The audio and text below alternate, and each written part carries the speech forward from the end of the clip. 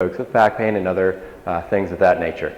So you heard Dr. Colliver talking about all the wonderful things that come with exercise and just the benefits to your heart and other aspects to your body. I'm just going to talk a little bit about ways to start implementing that in your life, whether you're someone who hasn't been doing a whole ton of it or someone who's been pretty avid. There are some good studies out there that have shown us, hey, what are some key factors that show us what we need to do for success in this area. And of course, success is going to be, you look better, you feel better, and not to mention all of those other health benefits, including your heart. These are some of the key predictors of success that they've found through different studies: self-efficacy, supervision, stage of change. We'll go into that, what that means, expectations, and psychological well-being down there at the beginning. See that these are some of the key things that will help you get to the finish line and accomplish your goals in this area. All right, self-efficacy. Basically, it means you believe that you can do something. A lot of times, if you've done it once before, you know you can do it again. You've seen it happen once, you're pretty sure you can see it happen again. So one of the key things here to think about is set a small goal for yourself that you know that you can achieve, something that's within your range. It might be going up the stairs instead of taking the elevator, or if your knees are bothering you, it might be just parking a little farther out in the parking lot and not just starting right next to the building. So there's some easy ways just to start exercising. I say start with small steps, something that you can do and accomplish, and then build on that. Supervision, do it right. A lot of times we can start exercising and maybe do something a little bit wrong and we feel like, God, that kind of hurt a little bit. I'm not sure I want to do that again. If that's an issue for you, I highly recommend getting someone to just kind of show you the ropes and show you proper form. It also can help to have the accountability, form correction, and something that's designed specifically for you. We all have aches and pains. We all have things that are not working quite right with us, and so it's good to have something that's designed specifically for your needs and can help improve your success in that way. The stage of change. There's several stages of change, 5, and they just all describe where you're at as far as thinking through your thing that you're planning or just trying to do. And they find that people who haven't thought about it much, haven't made a plan, tend to not have as much success. It's kind of a simple concept, but it is a big deal when you think about the benefits of it. It will make you more motivated to do the task. Also, when you consider the potential pitfalls or things that would get in your way, you get busy. Sometimes just setting a time aside, like an appointment every week, to say, this is my time to work on my health and take care of myself, and just have a plan like that to make sure that it gets done. Expectations. Slow and steady wins the race. They find the people that come in, thinking, hey, overnight I'm going to have just an amazing change in my body, I'll be pain-free, I'll look great, don't tend to get quite as much success as those who come in and realize, okay, slow and steady wins the race, I'm going to keep at this, and I will eventually get all those benefits, but don't expect it to happen overnight, and also realize that as you're going forward, there will be things that come up that are going to be something that you're going to have to kind of push through and get to the other side of. But if you stick with it, you will get to reap all those benefits and rewards that you've been thinking about. Psychological well-being, evaluate where you're at. We all eat food, we expend energy, we have so much energy to give. It's same true mentally.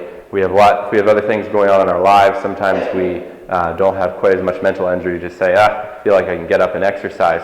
I had a friend, and she had cancer and several other issues going on, lost a friend, but she had an appointment to meet with you twice a week, and she wasn't always able to make those appointments, but she stuck with them, she had grit, she just kind of pushed through, and did she get as much out of each one as she would have liked to have? Not always. But once those situations resolved and she started feeling better, all of a sudden she was at a much better place than if she had just gotten to the point and like, well, I'm just going to sit on the couch and not do anything while don't have a whole lot of energy. So stick to it. Even if you put a little bit in, it's better than not getting anything in at all. Cost savings. They've done some very interesting studies on this that basically show you can greatly reduce your cost of health care simply by lowering your BMI. So getting active, losing some weight. BMI is just a ratio of your height to your weight. And you can see the number there is $2,000 for folks who have a BMI of 25, and then for over 45 you get up to $14,000. So many times more cost of health care for those who have that higher BMI level, and that's something that you can control, and that exercise can be a factor there, as well as, of course, diet. But overall, the total cost of obesity in the U.S. economy is likely to exceed $1 trillion. So a huge number there, and it's something that we all can work on and get a little better at for sure. And think of it kind of as a retirement plan for yourself. You're investing in your body. Not only now do you reap some of the benefits, but farther down the road, you're going to really enjoy being able to move better, do the things that you love and enjoy doing, and just to be able to be a little more physically active and less pain overall. All right, so let's talk a little bit about exercise recommendations. What kind, how long, and how much there. So American College of Sports Medicine is where we get most of these recommendations. We say a program of regular exercise that includes cardiorespiratory, resistance, flexibility, and neuromotor exercise training beyond activities of daily living to improve and maintain physical fitness and health is essential for most adults. So the key words there to look at are beyond the activities of daily living. Some of us move around a little bit for what we have to do over the course of the day. We're like, well, you know, I feel like maybe that's enough for me to call good enough. But it's key to remember, if you don't set aside time beyond just what you do throughout the course of the day, you're not going to be able to reap all of those benefits. So cardiovascular training.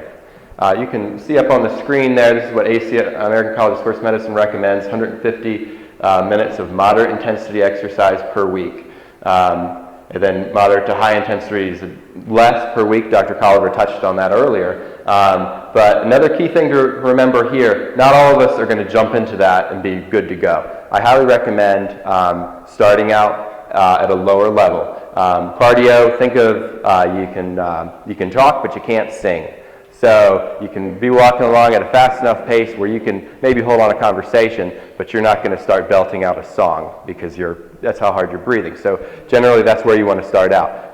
If you can just get in 15 or 20 minutes to start out with, and then every couple weeks add about 5 minutes on until you build your way up to where you want to go. So set a goal that you know that you can achieve fairly comfortably, and then just start building on that. Resistance, Dr. Colliver mentioned, I think it was 3 sets of 10. Another easy way to start an exercise program, and I think it's 2 to 3 days a week, variety of equipment and exercises. Another thing that counts as resistance training is a squat, or basically sitting in a chair and standing back up. So you don't need any weights, no fancy equipment, just start practicing doing. I challenge you while you're watching the Super Bowl tomorrow or whatever to just try to do 5, and then maybe 8 the next day. Back to back, sit down in your chair, stand up, and see if you don't start achieving something and seeing some benefit out of it. Flexibility, they recommend adults should do flexibility exercises at least 2 or 3 days each week to improve range of motion. Once again, you can do it before and after. I don't recommend doing it when you're freezing cold like we're experiencing out there. Come in and stretch. Be careful with that. Try to warm up a little bit before you start doing your stretches. And there's a variety of different stretches. One that tends to be a big one is hamstrings. A lot of people have really tight hamstrings, so that might be an easy, good place to start for that. Neuromotor exercise. So some people might say kind of balance training, but this could include a lot of different things. And maybe for you it might just be starting out by right next to your bed, try and stand on 1 foot. Try to hold it for 5 or 6 seconds. Build on that. Put just a couple of fingers down. And then you can start going out and just improving your neuromotor control. Obviously, it can reduce risk of falls, which is a huge and important concept there to keep in mind. And so there's a lot of different options for that. But the main point here is just starting small, something simple that you can do, that you know you can do, and then starting to build on that. Is a good way to get started. So think about it, get a plan together, Pick out a goal that you can do, maybe get some supervision or maybe a friend who knows a lot about it to help you out, and start moving. And thank you.